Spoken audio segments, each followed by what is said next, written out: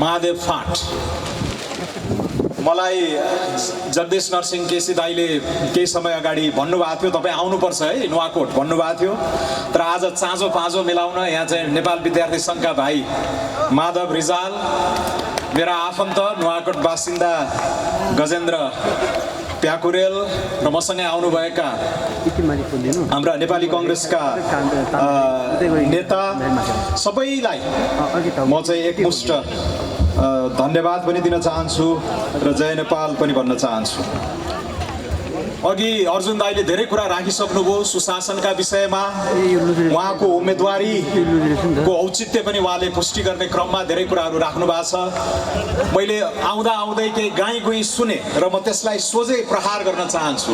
अर्जुन दाईको नाम सुनेको धेरै भयो, अझै पनि उहाँलाई निर्वाचित गरेर पठाउने हो र भन्ने खालको कुरा यहाँ अलिअलि गाई गुई सुने। त्यसको राम्रो सठिक उत्तर उहाँले दिइसक्नु भएको छ। तर म एउटा युवा पुस्ताको प्रतिनिधिको हैसियतले म पहिले नै यो भन्न चाहन्छु कि युवा भनेको उमेर होइन, युवा भनेको सोच हो र नेपाली युवाहरूलाई असाध्यै माया गर्ने, सदा प्रेरणा दिने, युवाहरूको सम्भावनाहरूलाई प्रवर्धन गर्ने अग्र मोर्चामा अर्जुन नरसिंह रहनु भएको मैले आफैले व्यक्तिगत रूपमा महसुस गरेको छु। र उहाँलाई त्यो उमेर हेरेर होइन, उहाँमा अझै रहेका सम्भावनाहरू र युवा पङ्क्तिलाई लिएर हिँड्ने, त्यो उत्प्रेरणा दिने, त्यो प्रेरणा जगाउने जुन एउटा अभिभावकको भूमिका, युवाहरूको संरक्षकको भूमिका उहाँले जुन खेल्न सक्नुहुन्छ राष्ट्रिय स्तरमै, त्यसको लागि पनि तपाईँहरूले नुवाकोटको शान हो। उहाँ नुवाकोटबाट यसपालि शानदार मतसहित जिताएर पठाइदिनुहोस्। जति भारी मतान्तरले तपाईँले जिताउनु भयो उति सशक्त भूमिका उहाँले राष्ट्रिय मञ्चमा खेल्न सक्नुहुन्छ भन्ने मलाई लाग्दछ। र मलाई पनि उहाँले विशेष रूपमा व्यक्तिगत तहमै धेरै माया गर्नु भएको छ। त्यसैले आज उहाँलाई मैले एउटा नुवाकोटबाट सुनिने क्रममा आएर यसो समर्थन गर्न, नैतिक समर्थन दिने क्रममा म यहाँ आएको छु। तर उहाँको भूमिका नुवाकोटको लागि मात्र होइन, नेपालको राष्ट्रिय संसदमा अर्जुन नरसिंह केसीको जुन उपस्थिति, एउटा चाहिँ उहाँको गाम्भीर्य, उहाँको शालीनता, उहाँको एउटा सङ्घर्षमय इतिहास, प्राज्ञिकता, उहाँले चाहिँ अन्तर्राष्ट्रिय सम्बन्धहरूमा चाहिँ राख्नुभएको सन्तुलन, यी यावत कुराहरू।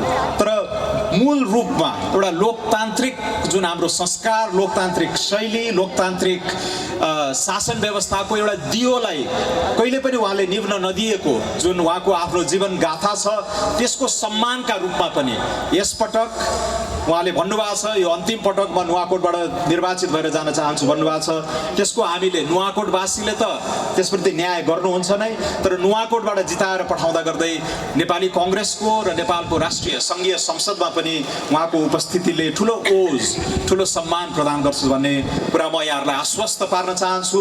र हामी युवाहरूको पनि मार्गदर्शनका लागि, प्रेरणाका लागि उहाँप्रति हेर्ने हुनाले उहाँ युवा पात्र नै हो भन्ने कुरा चाहिँ यहाँहरूले ग्रहण गरिदिनु होला भन्ने मेरो विशेष आग्रह छ। र भारी मतान्तरले शानदार हिसाबले उहाँले जिताएर पठाइदिनु होला।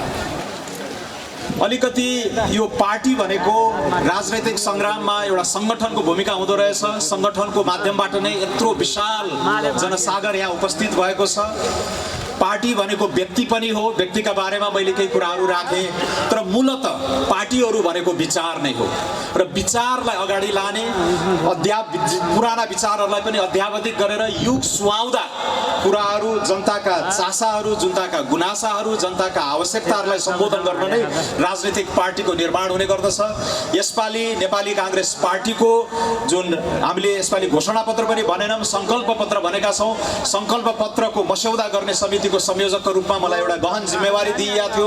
त्यसमा काम गर्ने सिलसिलामा हामीले 2005 सालमै जननेता बिपी कोइरालाले के भन्नुभएको रहेछ, यो राजनीतिक पार्टी नै किन चाहिन्छ, किन बनाउने पार्टी, के मकसद हो पार्टीको, के उद्देश्यका लागि हामीले पार्टी खोल्दैछौँ भन्ने कुराहरू त्यो पुराना ऐतिहासिक दस्तावेजहरू पल्टाएर हेर्दाखेरि जे पाएका थियौँ, जुन जनताको जीवनस्तर उकास्ने, त्यति बेला भूमि सुधारका, उत्पादनका ठुला समस्याहरू थिए। नेपाल भर्खरै एउटा एकदमै कालो युगबाट बाहिर आइरहेको अवस्थाबाट त्यति बेला लेखिएका एउटा प्रेरणादायी कुराहरूलाई पनि हामीले समेटेका छौँ। तर आजको नेपाल भनेको तरुण युवाहरूको नेपाल, 25 वर्षभन्दा मुनि नै आधा जनसङ्ख्या भएको नेपाल, यो 21औं शताब्दीका आधुनिक आकाङ्क्षाहरूमा जुन यत्र तमाम युवा साथीहरू मिसालहरू पनि मैले देखिराखेको छु। हात हातमा हत्केलामा तपाईँले विश्वसँग जोडिने गरेर स्मार्टफोनहरू बोक्नुभएका छ।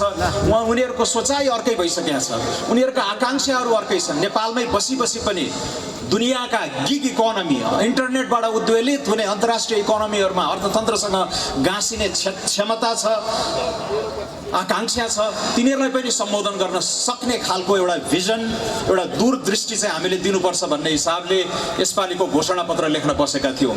त्यसैले 75 वर्ष अगाडि बिपी कोइरालाले राख्नु भएको ध्येयहरू, राजनीतिक, आर्थिक, सामाजिक क्रान्तिका विषयहरू र आजका युवा पुस्ताको आकांक्षा, रोजगारीका कुराहरू, आत्मसम्मानका कुराहरू, अन्तर्राष्ट्रिय सम्बन्धका कुराहरूलाई पनि हामीले समेटेर नयाँ मुद्दाहरू, डिजिटलाइजेसनका मुद्दाहरू, जलवायु परिवर्तनका मुद्दाहरू, हाम्रो सार्वभौमिक समानताका मुद्दाहरू, यी सबैलाई हामीले समेटेर तर छोटो 50-52 पेजमा एक किसिमको यो निरन्तरतामा नवीनता भन्ने नारा अन्तर्गत केही कुराहरू पस्केका छौँ र राजनीतिक पार्टीहरूले त्यो एजेन्डा बोकेर अब यहाँका स्थानीय विकासका कुराहरू धेरै आएका छन्। तर नुवाकोटबाट तपाईँहरूले एकदमै सम्भावना भएका प्रदेशका सांसदहरू, बहादुर सिंह लामा पनि मेरा मित्र पनि हुनुहुन्छ, उहाँसँग मैले पहिला विकासकै क्रममा योजना आयोगमा बस्दा पनि धेरै सहकार्य गर्ने मौका पाएको थिएँ। रामप्रसाद ढुङ्गानाजीको बारे पनि म अहिले परिचित हुँदैछु। झन्डै 72 वर्षको उमेरसम्म चाहिँ उहाँले कुनै लाभको पद नलिएर एउटा सङ्घर्षमय जीवन बिताउनु भएको भन्ने कुरा मैले यहीँ आएर बुझेँ। त्यो यस्तो चाहिँ आदरणीय अर्जुन नरसिंह केसीको मुनि दुईजना एकदमै काबिल प्रदेश सभाका उम्मेदवारहरूलाई तपाईँहरूले जिताउने अवसर पाउनु भएको छ। तर मेरो अपेक्षा के हो भन्दाखेरि सङ्गठनका कुराहरू छन्, आफ्नो व्यक्तित्वका कुराहरू छन्, तर विचारलाई नै बोकेर हामीले एउटा सकारात्मक राजनीतिको अभ्यासमा अब उत्रनु पर्नेछ। र यसै सिलसिलामा अब मैले लामो व्याख्या गर्नलाई टाइम छैन, तर यसपालि हामीले 5वटा गाउँघरतिर हामी, म पनि गोर्खाको गाउँमा जन्मेको हो, गाउँघरतिर हामी अँगेनो हेर्थ्यौँ। अँगेनोमा चाहिँ एउटा ओदान हुन्थ्यो, 3 खुट्टे ओदान। मेरो हजुरआमाले खाना पकाएर खुवाएको मलाई याद छ। र त्यो ओदानलाई नै हामीले एउटा राष्ट्रिय अर्थतन्त्र, राष्ट्रिय राजनीतिको प्रतीकका रूपमा पनि बुझ्न सक्दछौँ। त्यो 3 खुट्टे ओदानको एउटा खुट्टा भनेको एउटा उदारवादी राजनीतिक संस्कार हो, जसलाई नेपाली कांग्रेसले लामो समयदेखि बोक्दै आएको छ। नेपाल असाध्यै तन्नम गरिब अवस्थामा रहेको बेलामा पनि यो व्यवस्थाले नै हाम्रो प्रगति को मार्ग यसले चाहिँ डोर्याउँछ, यो बाटोमा हामीलाई लान्छ भनेर बिपी कोइराला, गणेश मानसिंहले लिनुभएको थियो। हाम्रा वामपन्थी साथीहरूले पनि सुरुमा उहाँहरूको रुझान अन्तै भए पनि अन्ततः यो बहुलवादी बहुदलीय व्यवस्थामा नै उहाँहरू आउनु भएको छ। त्यस्तै त्यो ओदानको अर्को खुट्टा भनेको आर्थिक एजेन्डा नै हो, आर्थिक विचारधारा। हामीले जनताले बुझ्ने भाषामा गोजीमा दाम हुने खालको एउटा चाहिँ सबैलाई समृद्ध बनाउने, धनी बनाउने जुन एजेन्डा हो, त्यसमा पनि एउटा विशाल मध्यम वर्ग भएको, ठुलो मिडल क्लास भन्छौँ हामीले, एउटा मध्यम वर्ग भएको, एउटा उद्यम मैत्री, उद्यम अनुकूल, गतिशील अर्थतन्त्रको जग हाल्ने पनि असाध्यै महत्त्वपूर्ण कुरा हो। यो एजेन्डामा, यो कार्यसूचीमा हामी कता कता बरालिएका पनि छौँ। 48-49 सालमा गिरिजाप्रसाद कोइरालाले पहिलो पटक जर्जर र एकदम सङ्कुचित अवस्थामा ल्याइदिएको पञ्चायतको अर्थतन्त्रलाई एउटा नयाँ आर्थिक सुधारको क्रममा त्यो अर्थतन्त्रलाई, नेपाल राष्ट्रलाई नै पोल्टे फेराउने गरेर सुरु गर्नुभएका आर्थिक सुधारहरू कता कता गएर ती बरालिएका छन्। 30 वर्षपछि यो नयाँ कार्यसूची, अहिले हाम्रा धेरै राजनीतिक विषयहरू, संवैधानिक जटिलताहरू हामीले सुल्झाउँदै लगेका छौँ। अब फेरि त्यो आर्थिक कार्यसूचीलाई राजनीतिको केन्द्रबिन्दुमा ल्याउनु पर्नेछ र अर्जुन दाई जस्ता अनुभवी, पाका, सुझबुझपूर्ण नेताहरूको मुनि रहेर अब युवा पङ्क्तिले यो मुलुकलाई, यो राष्ट्रलाई नयाँ आर्थिक गतिशीलताको बाटोमा हामी डोर्याउने सङ्कल्प गर्छौँ। र यो बलियो अर्थतन्त्रकै जगमा जब राष्ट्रको ढुकुटी बलियो हुन्छ, यहाँनिर चाहिँ हामी साधन स्रोत सम्पन्न हुन्छौँ, त्यसपछि मुलुकका यी सामाजिक न्यायको जुन अधुरो लडाइँ छ, गुणस्तरीय शिक्षा दिने, गुणस्तरीय स्वास्थ्य दिने, पोषणका आयोजनाहरू र यो जन्मेदेखि मरेसम्म यो सामाजिक सुरक्षाको एउटा एकताबद्ध एकीकृत ढाँचामा पनि लगानी गर्नको लागि राज्यको जुन सामर्थ्य बढाउने जुन कार्यसूची छ, त्यो नयाँ त्यो युवा पुस्ताले नै, अब हामीले नै त्यसलाई अगाडि बढाउने हो। र त्यो बलियो अर्थतन्त्रको जगमा एउटा सानो रोग लाग्दा पनि घर खेत नै बेच्न पर्ने त्यस्तो खालको अवस्थाबाट हामी सबै नेपालीहरूलाई माथि उठाउने।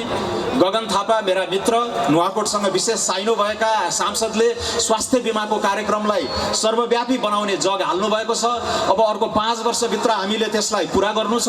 सबै नेपालीलाई कुनै न कुनै आफ्नो हैसियत अनुसारको एउटा सामाजिक सुरक्षा, कुनै योगदानको आधारमा पनि हामीले त्यो सामाजिक सुरक्षाको प्रत्याभूति दिने, तर प्रिमियम तिर्न नसक्ने, शुल्क तिर्न नसक्ने विपन्न नागरिकहरूलाई राज्यले नै पुरानो जुन समाजवादी विचारधारा हो पुनर्वितरणको, धनीलाई कर लगाउने र त्यो धनीलाई कर लगाएबाट गरिबलाई बाँड्ने खालको त्यो पुरानो समाजवादी बुझाइको जुन बीपी कोइरालालाई पनि यसबारे धेरै भन्नुभएको थियो, त्यो कुरालाई र अहिले 21औं शताब्दीको सामाजिक बिमाको नयाँ अवधारणालाई फ्युजन गरेर त्यसलाई जोडेर यो राष्ट्रले धान्न सक्ने सामाजिक सुरक्षाको एउटा चाहिँ आकृति हामी 5 वर्षभित्र बनाउँछौँ भन्ने प्रतिज्ञा लिएर आएका छौँ। यहाँ धेरै तफसिलका कुराहरू छन्।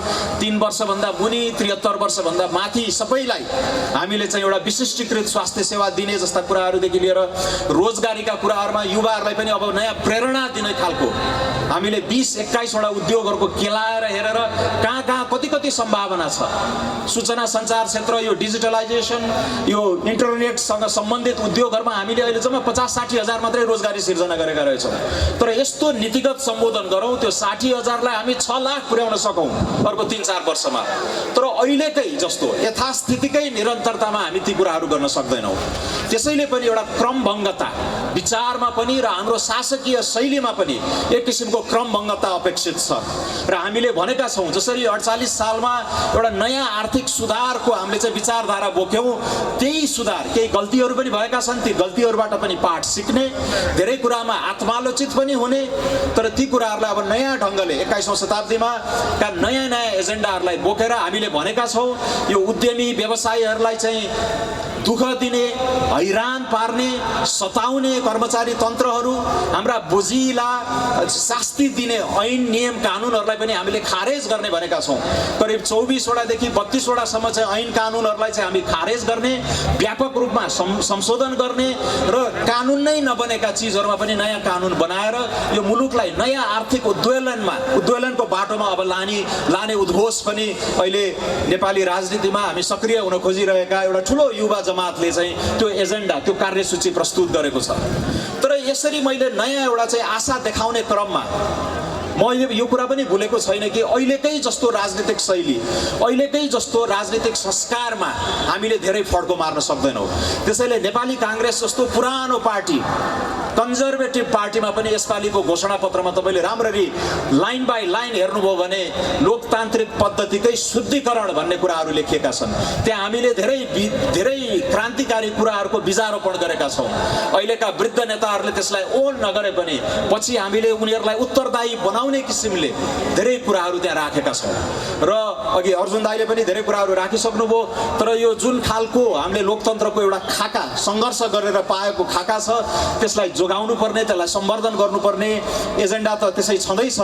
तर त्यसभित्र मौलाएका ऐजरूहरू, त्यसभित्रका विकृतिहरूलाई चाहिँ हामीले पखाल्नै पर्नेछ। अहिले उदार लोकतन्त्र र अनुदार लोकतन्त्र बिचको एक किसिमको टेन्सन, एक किसिमको सङ्घर्ष भइरहेको छ। यो 5-5 वर्षमा तपाईँहरू बाकसमा गएर मत खसाल्ने यही हो लोकतन्त्र भन्ने बुझाइ, एउटा एकाङ्गी बुझाइ, एउटा अपूर्ण बुझाइलाई पनि हामीले चिर्नु पर्नेछ। लोकतन्त्रको वास्तविक मर्म त्यो मात्र होइन। यो कर्मकाण्ड हो, यो रिचुअल हो, एउटा पर्व हो, यो ठुलो अवसर हो। एक किसिमको नराम्रा काम गर्नेलाई फाल्ने, राम्रा आशा बोकेर आएका नेताहरूलाई चाहिँ बोक्ने, अगाडि पठाउने, यो खालको जनतामा प्रति उत्तरदायी हुने सिस्टम जुन 5 सालमा नै बीपी कोइरालाहरूले चाहिँ कल्पना गर्नुभएको थियो, त्यसलाई हामीले विभिन्न चरणहरू पार गरेर अहिले संविधानमा लिपिबद्ध पनि गरेका छौँ। तर लोकतन्त्रको वास्तविक मर्म भनेको विधिको शासन हो, कानुनमाथि कोही नरहने भन्ने चिज हो, शक्ति पृथकीकरण हो, एउटा बालवाला न्यायाधीशले नै मन्त्री परिषदमा भाग खोज्ने यस्ता कुराहरू होइनन्। संवैधानिक आयोगहरू भुत्ते बनाइने, पङ्गु बनाइदिने यो खालको संवैधानिक अभ्यास पनि हाम्रो लोकतन्त्रको परिभाषाभित्र पर्नु हुँदैन। पर्दैन र यसलाई माझ्नुपर्छ, यसलाई सुधार्नुपर्छ। त्यसको लागि पनि मङ्सिर 4 पछि एउटा राजनीतिक कोर्स अलि फरक ढङ्गले हामीले अगाडि बढाउनु पर्ने हुन्छ। नेपाली कांग्रेस अहिलेको बहुलवादी बहुदलीय व्यवस्थाको मसिया पनि हो, एक किसिमको लामो समयदेखि चाहिँ यो एजेन्डा बोक्दै आएको हो। तर हामी यस पार्टीसँग आबद्ध व्यक्तिहरू पनि अहिलेको राजनीतिक अभ्याससँग सन्तुष्ट छैनौँ। अहिलेको यथास्थितिकै निरन्तरतामा हामीले कल्पना गरेको त्यो समन्यायिक समाज, त्यो दरिलो बलियो अर्थतन्त्र, एउटा गतिशील अर्थतन्त्रको जुन कल्पना गरेका छौँ त्यो सम्भव छैन।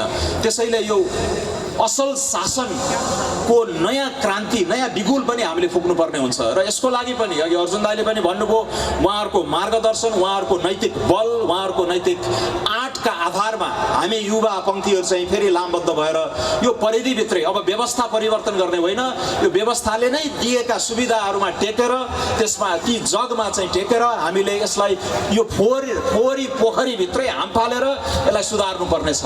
जुन किसिमका ठुल्ठुला भ्रष्टाचारका काण्डहरूबारे अहिले तपाईँहरूले पढ्दै हुनुहुन्छ, कोभिड जस्तो महामारीको बेलामा पनि चाहिँ अरबौँको घोटाला गरिएका समाचारहरू सुन्नुभयो। अहिले पनि चाहिँ तपाईँको यो सार्वजनिक खरिद नियमावलीहरूको चाहिँ 12औं संशोधन 13औं संशोधन गरेका छ, सेटिङ गरेका छ। चुनावको लागि खर्च उठाउने भनेर अरबौँको जुन घोटालाहरू गरिराखिएका छन्, लाइसेन्स बाँड्ने नाममा धेरै विकृतिहरू मौलाएका छन्, पत्र पत्रिकामा आएका छन्। कति कुराहरू कोर्टले, सर्वोच्च अदालतले पनि रोकिदिएको छ। तर यो खालको हामीलाई कसले छुने भन्ने खालको यो जुन भ्रष्टाचारले जनतामा चरम नैराश्य र वितृष्णा पनि ल्याएको छ। त्यसैले यदि नयाँ आशा सञ्चार गर्नको लागि पनि हामीले अभ्यास गरिरहेको राजनीतिमा ठुलो चेन्ज, ठुलो परिवर्तन ल्याउनु पर्नेछ। साथीहरूले मलाई भन्छन् कर्मचारी यिनै हुन्, नेताहरू यिनै हुन्, संस्कार यही हो, शैली यही हो, तैँले तिमीहरूले कल्पना गरेको जुन लक्ष्यहरू छ त्यो हासिल होला त भनेर सोच्छन्। तर अब हामीले यो न्यूनतम महत्त्वाकांक्षा पनि नराख्ने छुट हामीसँग छैन। नभए जुन 50-60 लाख नेपालीहरू अहिले देश छोडेर गएका छन्, आज 11-12 कक्षा पढ्नेहरूलाई सोध्यो भने अमेरिका, अस्ट्रेलिया, भारत, चीन, बाहिर विदेश नै जाने भन्ने जुन लक्ष्य राखेका छन्, त्यो नैराश्यले गर्दा पैदा भएको एक किसिमको यो अहिलेको वर्तमान राजनीति प्रतिको वितृष्णा हो। त्यसलाई पनि हामीले भत्काउनु पर्छ। यो खालको संस्कार अब जे भयो भयो, पुरानो वर्गले एउटा यो बिन्दुसम्म लिएर आएको छ। अब नयाँ युवा पुस्ताले यो सिस्टमभित्रका राम्रा सत्पात्रहरूको मार्गदर्शनमा, उनीहरूको नैतिक होस्टेमा हैसेमा हामीले यी नयाँ कुराहरू चाहिँ अगाडि बढाउनु पर्नेछ। त्यसैले साथीहरू, अब नयाँ नयाँ मुद्दाहरू पनि आइरहेका छन्। जलवायु परिवर्तन, यो चुनावको दौरानमा म चाहिँ पूर्व मेचीदेखि पश्चिम महाकालीसम्म पुगेँ। मलाई यति खुसी लागेको छ, त्यहाँ मोरङको गाउँ गाउँमा एकजना थारू क्रिस्चियनले आएर सोध्नुभयो, होइन यो बाढी पहिला यसरी आउँदैन थियो, यो नसोचेको समयमा ठुल्ठुला बाढीहरू आइरहेका छन् भनेर प्रश्न सोधियो। मलाई झापाको एउटा कुनाको गाउँमा एउटा युवकले उठेर सोधे, तपाईँले अमेजन वन जङ्गलको कुराहरू गर्नुभएको छ, कार्बन उत्सर्जनका कुराहरू गर्नुभएको छ, यी बाढी पहिरोका कुराहरू गर्नुभएको छ, हाम्रो हिन्दुकुश हिमालयमा हिउँहरू पग्लिँदै गएका असरहरूबारे कुरा गर्दै गर्नुभएको छ, यसमा आदिवासी जनजातिहरूको भूमिका के हुन सक्छ भनेर एउटा यस्तो तीखो प्रश्न पनि गर्नुभयो। त्यसैले मलाई खुसी छ, यो नयाँ युवा पुस्ताले 18, 19, 20 वर्षको नयाँ नेपाली युवा पुस्ताले फरक ढङ्गले सोच्न थालेको छ विकासका बारेमा। यो दिगो हुनुपर्छ, यो वातावरण मैत्री हुनुपर्छ, यो धान्न सकिने खालको हुनुपर्छ भनेर मलाई धेरै ठाउँमा सोधिन्छ। भरतपुरदेखि भैरवादेखि बर्दियासम्म के नेपाल श्रीलङ्का जस्तो हुन लागेको हो? तपाईँ त श्रीलङ्का पनि पुगेर त्यहाँको राष्ट्रपतिसँग संवाद गर्नुभयो, त्यहाँको राष्ट्रिय संसदलाई गएर सम्बोधन गर्नुभयो, धेरै कुरा बुझेर आउनु भएको छ। के नेपाल श्रीलङ्का हुन लागेको हो भनेर पनि प्रश्नहरू आउँछन्। त्यसैले यो जुन आम चासो छ, आम एउटा चाहिँ चिन्ता छ मुलुकको भविष्यबारे, त्यसबारे पनि हामीले चाहिँ अब नयाँ खालको राजनीति, नयाँ आर्थिक नीति र त्यो अर्थतन्त्र बलियो बनाएर त्योबाट उब्रेको साधन स्रोत र हामीले बढाउन सकेको ढुकुटीले यहाँ गुणस्तरीय शिक्षा, गुणस्तरीय स्वास्थ्य र हामीले भनेका छौँ कोखदेखि शोकसम्म, जन्मिनुभन्दा अगाडिदेखि नै, गर्भावस्थादेखि नै, सुत्केरी अवस्थादेखि नै आमाहरूलाई जन्मेको 1000 दिनसम्म जति लगानी गरे पनि हुन्छ। हामीले एक किसिमको यो कम्पिटिटिभ पपुलिजम भन्छौँ, यो लोक रिझाइमा नचाहिँदो प्रतिस्पर्धा पनि गर्यौँ। एउटा राजनीतिक पार्टीले 500 रुपियाँ दियो, अर्को राजनीतिक पार्टीले 1000 रुपियाँ दिने, अर्कोले 1500 दिने। हामीले यो खालको सस्तो लोकप्रियताको राजनीतिलाई अब पूर्ण विराम लगाइदिउँ, यसलाई रोकौँ। अब धान्न सकिने एउटा एकीकृत सामाजिक सुरक्षा सुरक्षाको ढाँचामा काम गरौँ भनेर यसपालि नेपाली कांग्रेसका साथीहरू पनि धेरै रक्षात्मक अवस्थामा हुने गर्छन् गाउँ गाउँमा। यो पैसा बाँड्ने राजनीतिलाई हामी रोकौँ र मुलुकको ढुकुटी ठुलो बनाऊ। अहिले तथ्याङ्कको आधारमा भन्दाखेरि हाम्रो अर्थतन्त्र झन्डै 48-50 खर्बको छ। यसको 3-4% चाहिँ हामीले सामाजिक सुरक्षाको नाममा खर्च गरिरहेका छौँ। यसलाई हामी अर्थतन्त्र बलियो बनाएर 7-8 प्रतिशतसम्म पुर्याएर क्याप गरिदिने, त्यसलाई रोक्ने, त्यहाँसम्म पुर्याउने र त्यो धान्न सकिने संरचना चाहिँ हामीले अब त्यसमा काम गर्ने र त्यसको एउटा देखिने जग केही इटाहरू थपेर अर्को 5 वर्षभित्रमा नेपाली कांग्रेसको नेतृत्वमा जुन सरकार बन्दैछ त्यसले एउटा देखिने आकृति चाहिँ जनताले विश्वास गर्न सक्ने, जनताले भर पर्न सक्ने त्यो सामाजिक सुरक्षाको आकृतिमा हामी काम गर्दैछौँ र त्यो पनि जनताले चाहिँ अब त्यो एक किसिमको हाम्रो प्रतिज्ञा पनि हो। यो चाहिँ यसपालिको घोषणा पत्र लेख्दाखेरि हामीले हावादारी कुराहरू केही पनि लेखेका छैनौँ।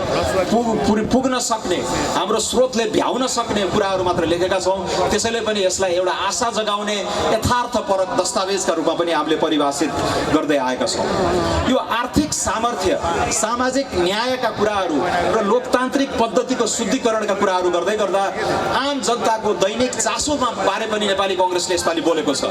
मुद्रास्फीति, यो जुन मूल्य बढ्ने चिज छ, जुन सङ्कट छ एक किसिमको, हरेक दिन हामीले चाहिँ जुन सामानहरू किन्छौँ त्यसको मूल्य बढिरहेको छ। अब यसका विभिन्न राष्ट्रिय अन्तर्राष्ट्रिय कारणहरू छन्, त्यसलाई हामीले कसरी सहज बनाउने भन्ने बारे पनि बोलेका छौँ। उद्यमी व्यवसायीहरू अहिले चर्को ब्याजबाट थलिएका छन्। उनीहरू त्यसैले पनि आजित छन्, चिन्तित छन्। मैले बल्ल बल्ल सुरु गरेको, ऋण लिएर सुरु गर्न खोजेको नयाँ व्यवसाय त्यो अलिकति त्यसले गति लिनुभन्दा अगाडि नै धराशायी हुने हो कि भन्ने चिन्ता पनि देखिन्छ। ती कर्जाका विषयमा, तरलताका विषयमा, यो आयात प्रवाहको विषयमा, मुद्रास्फीतिका विषयमा पनि हामीले 3 महिनादेखि 6 महिनाभित्र नै केही ठोस सम्बोधन गर्छौँ, निर्वाचित भएर आएको भन्ने कुराहरू पनि यसपालिको सङ्कल्पमा लेखिएका छन्। त्यो सँगसँगै भौतिक पूर्वाधार, बाटोघाटो, पुलका बारेमा पनि व्यापक चिन्ता, जनचासो रहने गर्दछ। म नेपालका सबै ठाउँहरूमा जाँदाखेरि भौतिक पूर्वाधारप्रति पनि जनताको एकदमै ठुलो मोह छ, एउटा आकाङ्क्षा छ। चाँडै चाँडै बाटो बन्दियोस्, दूरीहरू छोटियोन्, हाम्रो लागत पनि घटोस्, हामी प्रतिस्पर्धी बन्न सकौँ, 1-1.5 घण्टामा काठमाडौँ पुग्न सकौँ, 1-1.5 घण्टामा नारायणघाट पुग्न सकौँ, 2-3 घण्टामा पोखरा पुग्न सकौँ। हाम्रो हवाई कनेक्सनहरू पनि छिटो छरितो सस्तो भइदियो भने दुनियाँसँग हामी गाँसिन सकौँ। बाहिरका मध्यमवर्गीय पर्यटकहरू नेपाल भित्रन सकुन्। हामीले उत्पादन गर्न सकेका चिजहरू कम लागतमा यसलाई निर्यात गर्न सकौँ।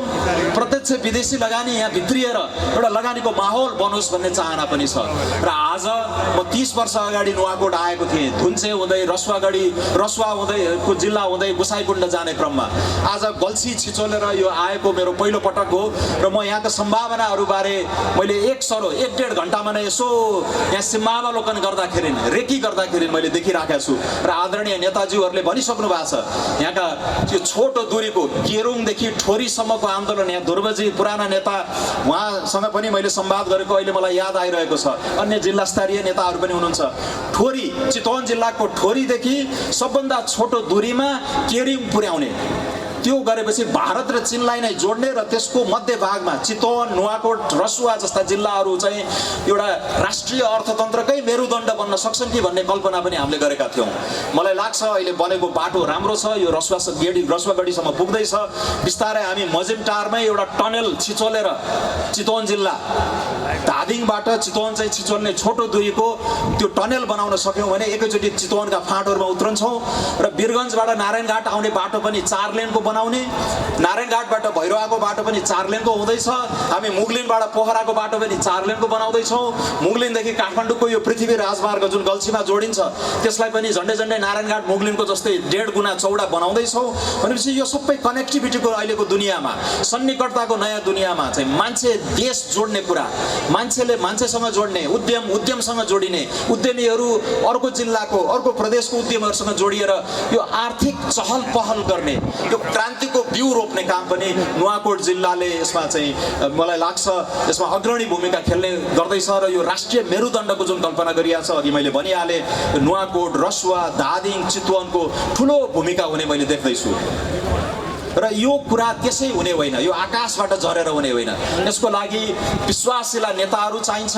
त्यो विश्वासिला नेताहरूलाई साथ दिने, उनीहरूले प्रेरणा जगाउने खालका विचार बोकेका, नयाँ नयाँ कुरा बोकेका कर्मचारी तन्त्र चाहिन्छ, युवा नेताहरू चाहिन्छ, पत्रकार, मिडिया, एक किसिमको यो लेखनबाट पनि यो धेरै कुराहरू चाहिँ हामीले अगाडि बढाउन सक्छौँ।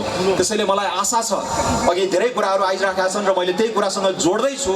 अर्जुन नरसिंह केसी जस्तो अनुभवी, पाको, भारत चीन जस्ता अन्तर्राष्ट्रिय सम्बन्धमा पनि एकदमै आफ्नो दक्षता, आफ्नो विश्वसनीयता स्थापित गर्नु भइसकेका नेताको मुनि रहेर हाम्रो बहादुर सिंह लामा अघि विकास निर्माणका बारेमा उहाँले धेरै पुलका नामहरू, नदी खोलाका नामहरू नै लिएर धेरै कुराहरू राखिसक्नु भएको छ। उहाँ आफै पनि निर्माण व्यवसायी पृष्ठभूमिबाट आउनु भएको छ, तर प्रदेशबाट जित्दै गरेर उहाँले बागमती प्रदेशमा पनि एउटा नेतृत्वदायी भूमिका खेल्न सक्ने सम्भावना मैले देखेको छु। हाम्रा अर्का प्रदेशसभाका रामप्रसाद ढुङ्गानाजी सबैले मिलेर त्यो नुवाकोटलाई एउटा राष्ट्रिय अन्तर्राष्ट्रिय अर्थतन्त्रकै केन्द्रबिन्दुमा कसरी लाने भनेर, र त्यो आर्थिक क्रान्ति, त्यो फराकिलो आर्थिक सामर्थ्य बढाउने कुरामा उहाँहरूको नेतृत्वदायी भूमिका हुन्छ। र त्यसैले पनि तिनैजनालाई तपाईँहरूले शानदार किसिमले चाहिँ जिताएर अगाडि पठाउनु पर्छ जस्तो मलाई लाग्छ। अन्य कुराहरू पनि छन् यहाँ। आज मैले आउँदै गर्दाखेरि यो बेलकोट गढी नगर